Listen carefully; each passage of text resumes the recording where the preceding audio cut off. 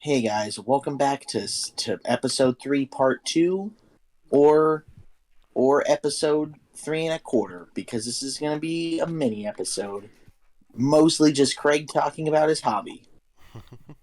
So I want to talk to you about this really interesting part of Roman history. We don't really talk about that much. We all know about Caesar, and we've all heard of Trajan, and it's oh, Nero played his fucking flute while Rome flooded or whatever. But we don't ever really talk about we talk about these points in Roman history, and we talk about kind of the city and geographical place that is Rome, less than we talk about how the whole thing functions. And that's kind of what this is about. So in the third century, Rome was huge, and I mean it was still at its biggest extent. But there was two breakaway kingdoms. There was the Gauls, and there was the Palmyrines, basically Egypt. I don't call them Egypt. And the empire was just kind of falling apart. And because Julius Caesar never had time to really figure out what an emperor was, and because there was no there was no way of deciding who was the next emperor. Every time an emperor died, it just kind of devolved into chaos. So while the Romans were hella able to defend their borders from major invasions, they weren't stable. And in the third century, it was rampant. I mean, there was six emperors, who all of them only served 6 months each. And there was this terrible cycle of this guy would get into power, he would chill for a minute, he'd be super corrupt, and then a bunch of random officers would kill him, and then another random dude goes into power. And the story kind of starts with Aurelian. Aurelian is he's from a poor family. He does what all the poor people do, is he joins the army, and he hopes that that'll kind of help him with his social standing, and that he hopes it'll help him make a life for himself. And Aurelian is epic. Aurelian is the most based guy on the planet. He's super cool, and that he is, when he gets into power, he's looking around, he's like, damn, this is not working. This is not good. And because No he bueno. just I think it has to do with his upbringing as being kind of poor, he starts going through a lot of reforms. And he starts kind of slowly reforming the empire and getting things back under control. And he starts marching east to go smash the Sassanids, right? And he goes to go pee. Who's the And then a wait bunch wait of wait guys wait wait randomly wait? kill him. For the sake of the audience, who is the Sassanids? The Persians. This, by the way, as much as we talk about the Romans, we don't talk about the Persians, they were always there. There was never a point when there wasn't Persians just waiting to pounce. Whether it's Khusro trying to get Justinian, or another one whose name I've probably forgotten, there's kind of always a constant whenever Roman generals or kings get situated, there's always Persians in the east. It's usually the first thing they do once they get safe enough to leave the actual city of Rome. The first thing they pretty much always do is go east. Anyways, Aurelian gets killed.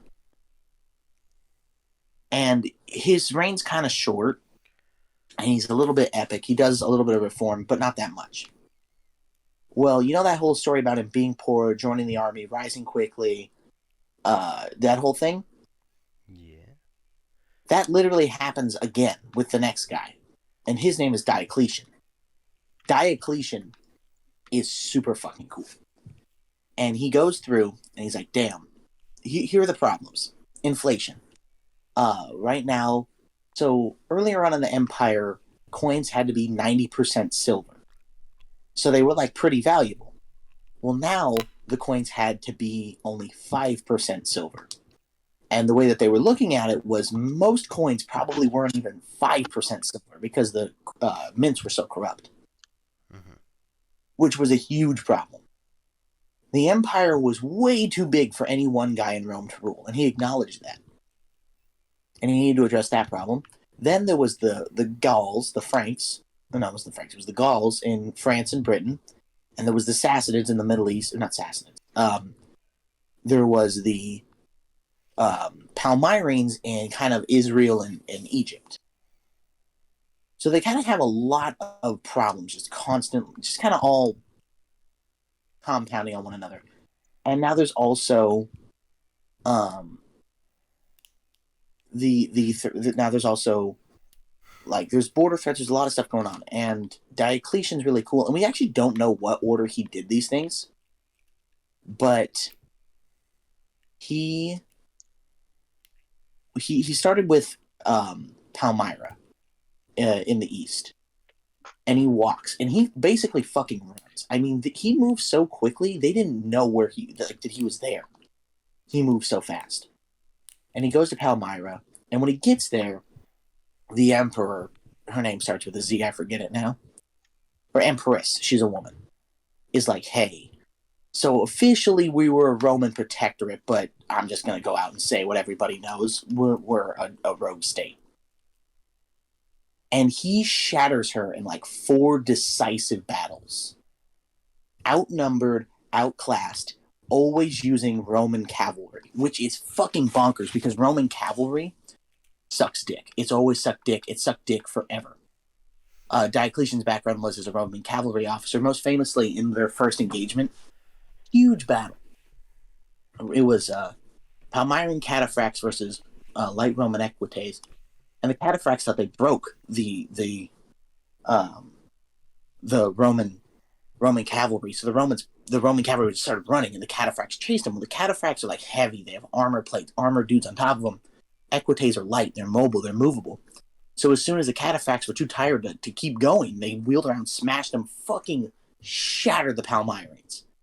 He slam dunked on them so fucking hard that he shattered their entire empire, their whole resistance, until he got to Palmyra. He got there, and Diocletian, being so epic, he's like, hey, surrender now and you'll be fine. And everyone was like, fuck it, we surrender. So then he walks, because you gotta remember, he's moving like 70,000 troops back and forth. He walks from Palmyra in Egypt all the way to France, where he beats the Gauls in like fucking 9 or 10 decisive battle. Like, he fucking destroys them. And then the Palmyrenes are acting up again, and so he goes back to Palmyra to beat them again. Which I only feel the need to point out, like, how many times he goes back and forth, because, like, this dude spent his entire reign pretty much walking between France and Egypt twice. Yeah, nowadays it takes like an afternoon to get from one another. Maybe even less. Yeah, like, nowadays you could get there by boat, or you could get there by this or by that, but he had to walk. And he goes and he fucking does all this shit. And now he finally gets home. He gets home from fighting all these. At least we think this is the order, because nobody really was writing shit down.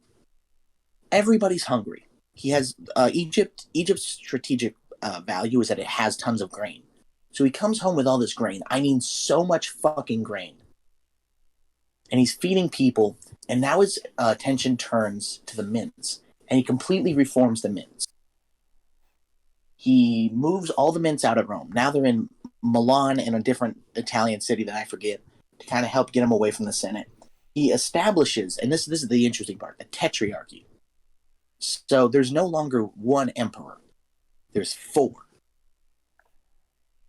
There is an Eastern and a Western emperor, and then each one of them pick a successor to run one part. So Diocletian actually ran the Eastern Roman Empire, and his son-in-law ran Greece and the Balkans, while a different guy ran Italy and Hispania and North Africa, and then his son-in-law or something or other ran Gaul and England. So he reforms the tax system. He reforms the Roman military so drastically by, instead of it being this heavy infantry, highly adaptable infantry, like that's the backbone of the Roman army, he changes it completely into every city, every town has a garrison inside their walls, and that's the local garrison. Those are the local troops, And then instead of, Roman legionaries, that's where the Roman legionaries are. Now in all the different fortresses in between cities, that's where cavalry is. And instead, now Roman cavalry would move around so that they would be able to be more quick to respond to like threats and things. And he tripled the size of the Roman military, which was fucking impossible. He began the end of persecution on Christians and Jews in the Middle East. He also worshipped a sun god named Sol Invictus, which is kind of less important to the history of it all. Okay. And he did all this in 6 years. 60. He did all this shit in 6 years, and then he retired. Shit. Damn. And yeah, I just wanted to talk about that because I thought he was cool. I was hoping that Robert would be at the point in the book where he would have something to talk about Diocletian and Aurelian. I do not. My favorite kind of like Diocletian fun fact was that he dragged back what's her name, the lady from Palmyra in gold chains, and then she was strangled to death in Rome. And I thought that was kind of funny. You thought that was funny. Yeah, I think a lot of the things he did were kind of funny because that was just kind of the overview of what he did. But when he ruled with an iron fist, people were fucking terrified of Diocletian. He didn't need to really there was a few minor rebellions he quelled walking between Egypt and France and then Egypt and then France again. Mm-hmm. But for the most part, he had to do very little to keep people in line because they were all fucking terrified of him. Pretty regularly, he would just have people killed for shit. And I thought, that's kind of epic. And he was also very tactful with, what he did with religion, because Roman religion was weird. And Robert can attest that it was less of a religion and more of a tool. Yeah. So Christianity was this new hippie bullshit religion for fucking hippies and Jews, literally. Mm-hmm.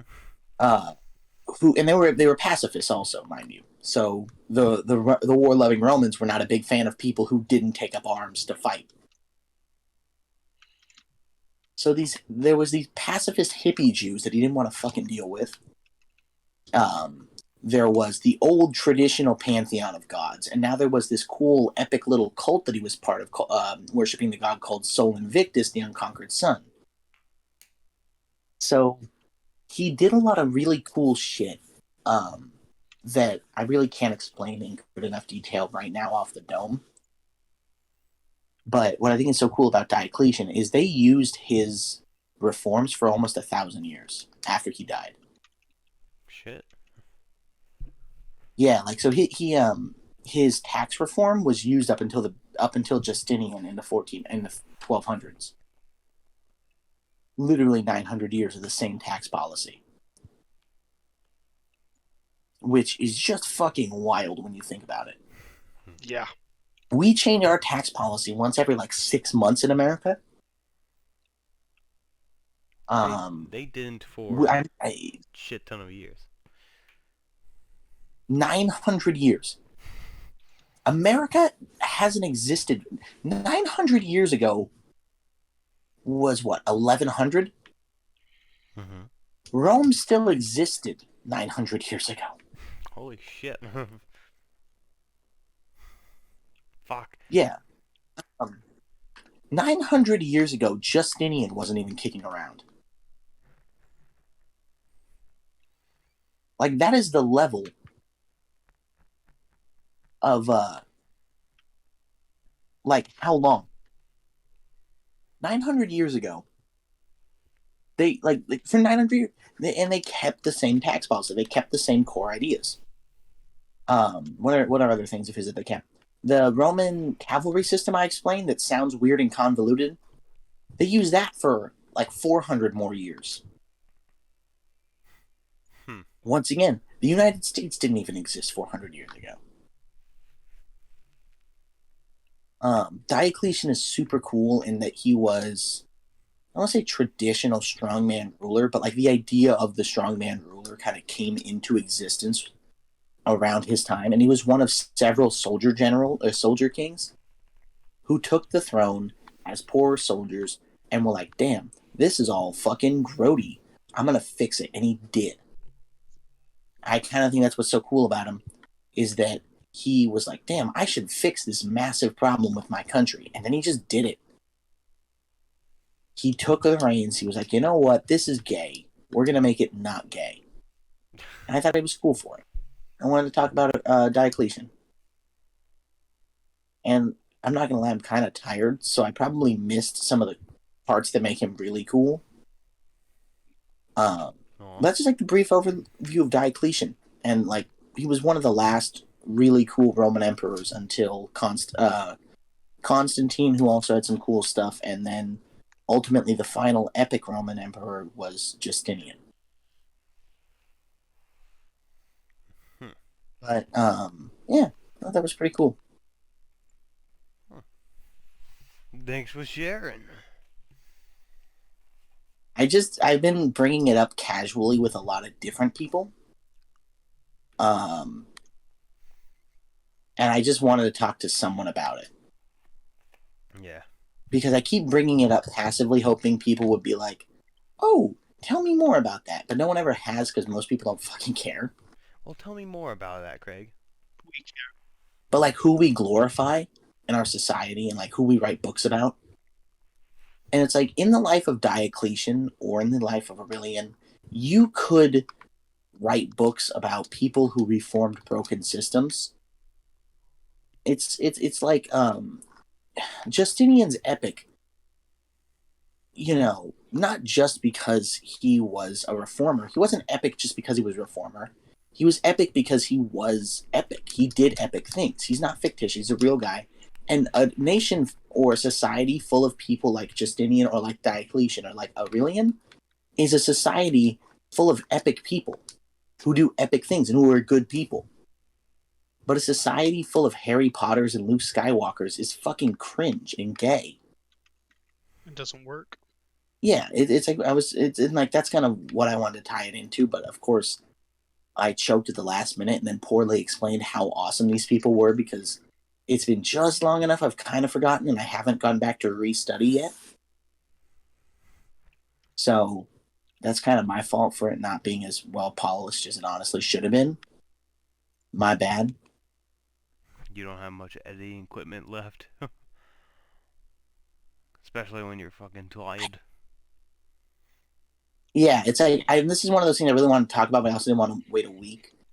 But it ties in. Like I wanted to open with Aurelian's life and Diocletian's life, but I like Diocletian more, so I was going to talk more about Diocletian and then say, well, why should we care, and why should we talk constantly about these people? And it would be because like people these days, everybody wants, society needs heroes, and they need people to model themselves after, and they need people to make them feel like like there's hope, like there's a hero, like there's a good guy, and that there's this ultimate, like there's these ultimate ideas of what is good and what is right and what is like how to be and how to act and who to idolize. Mm-hmm.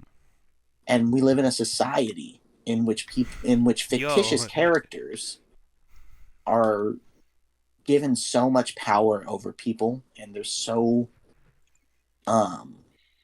they're like so idolized that it's like it's not even that they're like idolizing fictitious characters, they're idolizing fictitious characters who teach you shitty ideas.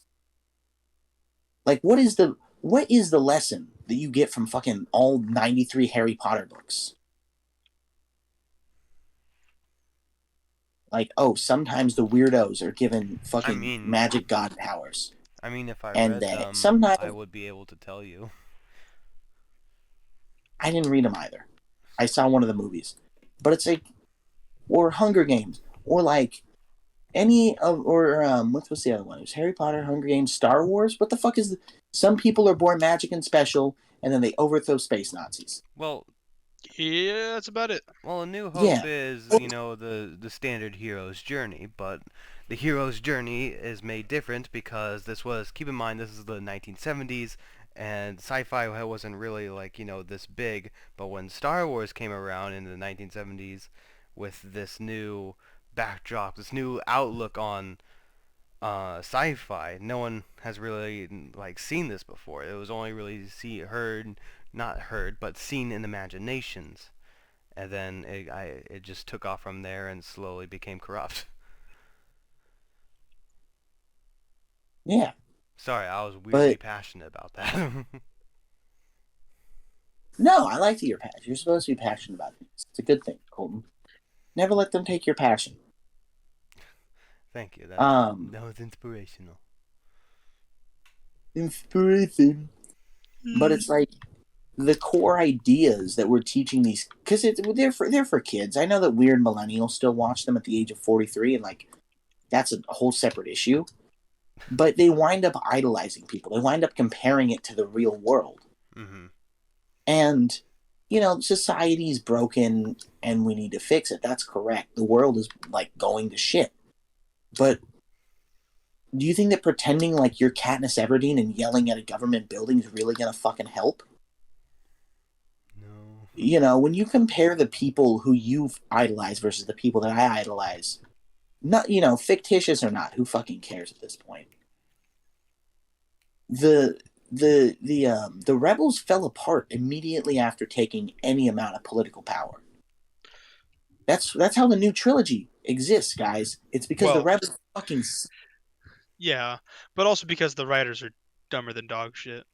Yes, I'm aware that the writers are dumber than dog shit, but it holds true with what I'm saying as far as like consistency. As far as like fucking what it teaches people. Is it teaches people like this idea that the enemy is fucking Darth fucking Voldemort, and these comically evil bad guys, and that if you think that there's something wrong with it, you should upend an entire fucking system that works for one that doesn't. But hey, at least it's not ran by the evil bad guys. Because they're bad. Yeah, because they're evil and bad. Why are they evil and bad? Because they dress in black. Fucking idiot, obviously. And they have all of the technology. Hitler salute. Yeah, it's like, the guys who have been effectively running the galaxy for, like, that's my point with it. It's like, it's always like, it's with Star Wars is my favorite one because I keep seeing millennials wear shit like, we are the resistance. Dog, no, you're fucking not. Where's your fucking gun and, shooting the quote-unquote imperialists? Well, it's like, yeah, you're gonna shoot at us? Is that what you're saying? As I would be I'm fucking the guy on the Death Star just doing his job. Like, shit. And it's like, you got, so even in your own fucking Bible, the Star Wars film franchise, it's still fucking, like, it's very open that they fucking lost. It fell apart instantly. Like, it's very clear that as soon as the Empire was gone, literally the First Order is the same fucking thing, ran by the same fucking people. So it's clear that their ideas are shitty, even in their own made-up fictitious universe where they could work. Right? So it's like we're glorifying these fictitious characters who have shitty ideas, shitty morals, it's like garbage when we could be fucking glorifying great men who did great things for countries as reformers. Instead of so this was all, by the way, brought on by a post. It was Zendaya and the girl from, you ever seen Queen's Gambit? No. Me neither. She's from that. Okay. And it was like, this is the lesbian period piece we need. And it's like, or if you wanted to do a period piece, why not do one about some actually interesting shit? How about instead of another gay people save the world because diversity is good, we glorify somebody who was real and who should be glorified for 5 fucking minutes? Can we just pretend? Can we just glorify something good? Like, why does it need to be yet another gay people are epic and they win and they love overcomes and because diversity. Friendship is power. Yeah, it's like, dude, what kind of bullshit ideas are you trying to pass along to people? Oh, Craig, you're reading too much into it. It's pop culture. Yeah, pop culture is culture. It is the direction our society's moving in, and the fact that everybody wants yet another fucking gay people save the planet, and they because friendship, gay biracial friendship, love overcomes evil adults. It's like, dude, you're teaching these fucking children who are gonna grow up to be adults and believe you're garbage that like there's this weird power struggle constantly that you have to destroy the system, you can't work within it. We don't glorify these ideas of great reformers, right? Like imagine if Luke had joined the fucking Empire, right, in Star Wars, And like and did the passed a reasonable thing, shit ton of and reforms. It would yeah, be a and then completely different just movie. yeah, and you know what would happen in the sequels? There wouldn't be any because the movies would be over because that's how real change happens.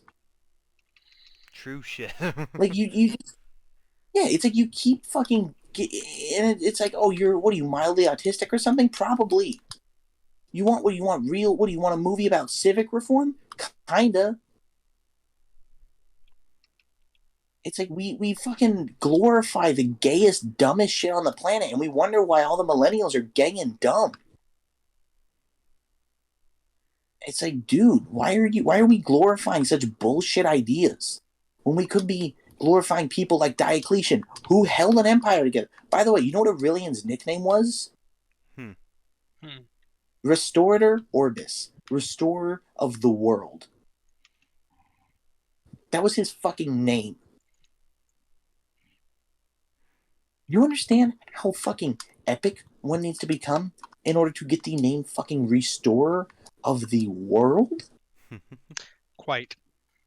He rebuilt the world. Diocletian established an order of governance that would once again go on for like 600 fucking years. These were people who went out of their way. They were like, you know what, dog? The system is broken and I'm going to fucking fix it. I'm going to go I'm not going to be a space terrorist and then upend a perfectly functioning government. They didn't do what the Palmyrines did. They didn't do what the Gauls did and break away like a bunch of fucking cowards. These great men rebuilt nations, and why are we not glorifying them? Why are we glorifying stupid fucking idiots? Like, oh, teenagers fucking save the world. Like, I know it's media meant for teens, but fuck it, you could start off with Aurelian as a fucking teenager. He was 20 or something when he started in the military. Lower it down to 15. That's really not the important part. Change that all you want. You know? It's like, why are we teaching our teens to be stupid? Why are we glorifying fictitious characters with dumb fucking ideas when we could be glorifying epic-based Romans? Yeah. Listen, in my head, this was a much better argument. Aw. Okay, this was supposed to tie into what we were talking about before, but it became clear pretty early on that I went in a completely different direction than I planned to go because I'm very tangential. It's not my fault. You can't blame me. Your guys' fault, actually. So what do you have to say to that? I think you got some. I think you got points, and I think that I don't know if you said this. Pretty sure you didn't, but everyone thinks that the main fucking character. Yeah. Everybody thinks they're the main character, and newsflash, Terrence, you're not. You fucking hate Terrence. I like using Terrence's name because Terrence is just obviously a fucking retard. Yeah, man, fuck Terrence. But it's like you're not the main character. We all think we're the main character, and I think it's our monkey brain making us survive because we most importante. Main Muy character. importante. Exactly. But the thing is, we're not, and people acting like they are. They're fucking fools, and that's what the Star Wars shit does, and all those movies is like, oh, you're the main character, you're the hero, you can be great, and blankety blankety blank blank, and it's like you're not. You're not. Sorry. Curb your expectations. Chill. Sit down. Go home. Cope. Go. Cope see them all. Hard. Dude, fucking cope. I don't think this was really worth another podcast section, to be honest. I didn't think this one through as much as I thought I had. And I'm man enough to admit that. Don't worry, everyone does that. Yeah, this made way more sense earlier today with the added context. I just realized that I guess you can't really take one conversation you had with one person and just say it all over again and then have it still make the same amount of sense. Trust me, those two things. Continue. We will name this one the declassified episode. The declassified episode. Do you literally have infinity time? Alright, you can watch this. It'll be worth it. I believe you, sir. Here's the title. If you have literally anything else to do, don't watch this video. If you literally have a single other thing worth doing, do that instead. Do you like the name? Perhaps. I don't know. This sounded better in my head. I'm man enough to admit when I've made what the doctors call a fucky wucky. Oh yeah, that's one thing. They're not able to do that. Oh, that's another thing is self-reflection. Oh, you guys want to? You know what I thought was kind of interesting? Nietzsche's path to the Übermensch is not at all what I had originally thought it was meant to be. And like you just brought up self-reflection, and something I was reading about recently, and like the phases that you have to go through in order to become overhuman, to like become fucking epic in like all aspects of life. One of the more interesting parts that he lays out is he very clearly states that you have to go through this like metamorphosis multiple times in order to you don't just like wake up one day like superhuman. And one of the first steps is, well, the one you mentioned is the second step. But like the first step is it's like imagine like a camel, basically. And a camel like is willing to accept its load. It works hard. It works, all day, every day. It's not that worried about why it's working. It's glad to be part of the whole machination. It works hard. It's diligent, and it's proud of its work, right? Yeah. The camel is a good citizen. It's a good person. It's a good member of society. But the camel's also like, I don't want to say boring, but the camel also doesn't have much going for it. Personally, it doesn't ever have its own best interest at heart. It is, it's the nice guy who gets walked all over. You know? The next step is the lion, right? Because you can't really make a lion do whatever. Like, you just can't. It's a lion. It does whatever it wants. It's defiant to whatever's imposed upon it. It's proud. It's strong. It's an individual. It's the man. And it's strong, but that own strength causes it to be somewhat like isolated. So imagine a sigma male, and that's the second step. And then the final step is like imagine like a child. And for some reason, the Übermensch, by the way, doesn't refer to like super soldier. It refers to an artist. The Übermensch is an artist at heart. Over like most shit. And the child phase of becoming the Übermensch is like the final step before it. It's where kids are willing to admit when they're wrong. They're learning, they're ready, they're able to learn, they want to learn, they think about learning, they do all this other shit to help facilitate their lives, right? They're open to ideas, they're open to responsibility for their actions. At least they should be, right? Because a little kid would be like, oh, I'm sorry, I don't know that, right? They're honest And like that's the final step before you eventually become self-reflection is the final step, like a child. Children self-reflect more often than we say they do, you know? Maybe not like the traditional sense of like they sit down and like, I should not have done that. But more in the sense of it's like, I got stinged by a bee. I probably shouldn't shake that beehive again. Which I know sounds lame or gay or whatever, and it is, don't get me wrong.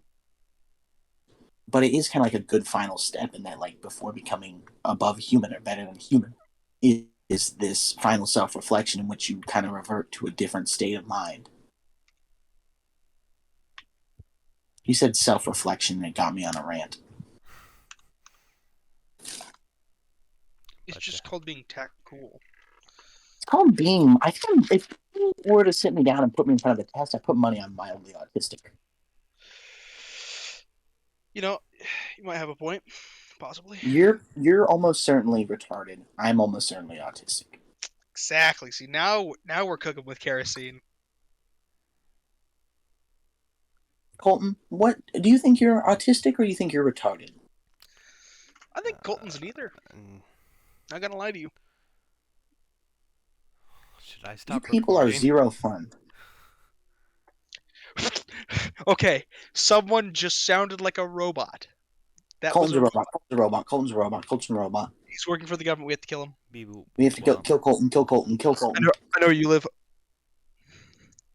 I mean, I don't know where you live, so leave your door unlocked.